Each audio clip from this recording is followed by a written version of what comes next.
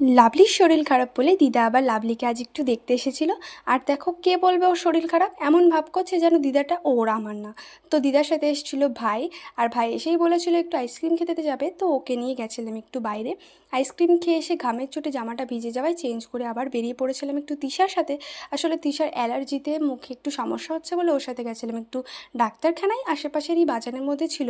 তো সেখান থেকে বাড়ি এসে আবার যেতে হবে সাইবার ক্যাফে, যদিও কলেজের ফর্মটা ফিল আপ করতে হবে। তো গেলাম, গিয়ে বলল যে সার্ভার নাকি এখন ডাউন আছে, প্লাস ওয়েবসাইটটা নাকি বন্ধ, এখনও খোলেনি। তো বাড়ি এসে খাওয়া দাওয়া করে নিয়েছিলাম ভাই, আমি, মা আর দিদা। এদিকে মেনুতে ছিল ভেন্ডি ভাজা, মাংসের ঝোল, আর ওইদিকে কচুরলতি চিংড়ি মাছ দিয়ে। তো সবাই মিলে এই দিয়ে খাওয়া দাওয়া করে নিয়েছিলাম। আর দুপুরে আজ একটু ঘুমানো হয়নি, যেহেতু আজ থেকে মিতা দিদি মেয়েটাকে আবার আমি পড়ানো স্টার্ট করেছি। আর ওকে ছুটি দিয়ে গেছিলাম একটু ছাদে, মানে স্নিপাদের ছাদে। হ্যাঁ হ্যাঁ, আমাদের ছাদে যদিও হাওয়া দেয়, আর ওদের ছাদে যাওয়া এই কারণেই, কারণ একা একা হাওয়া খেতে ভালো লাগে না। পুরো বাইরে তো মেঘ করে এসেছে আর খুব সুন্দর ঠান্ডা হাওয়া দিচ্ছিল।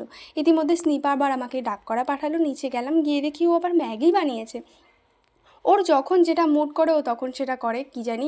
তখন কিন্তু প্রায় 5:30 মতো বাজে, ও এখন ম্যাগি বানিয়েছে, যদিও সামনে মেয়েটার বিয়ে, সেই জন্য মনে হয় প্র্যাকটিস করছে রান্না বান্না সব রকম। তো যাই হোক, নুন যদিও কম হয়েছিল কিন্তু মোটামুটি ভালোই হয়েছিল। ওর সামনে বললাম না যদি বেচারাটা খারাপ ভাবে। যাই হোক, বিকেলের দিকে একটু গেছিলাম মিষ্টি আনতে, যেহেতু ফার্স্ট ডিভিশনে পাশ করেছি বলে কথা, মার ইচ্ছা সবাইকে মিষ্টি খাওয়াবে।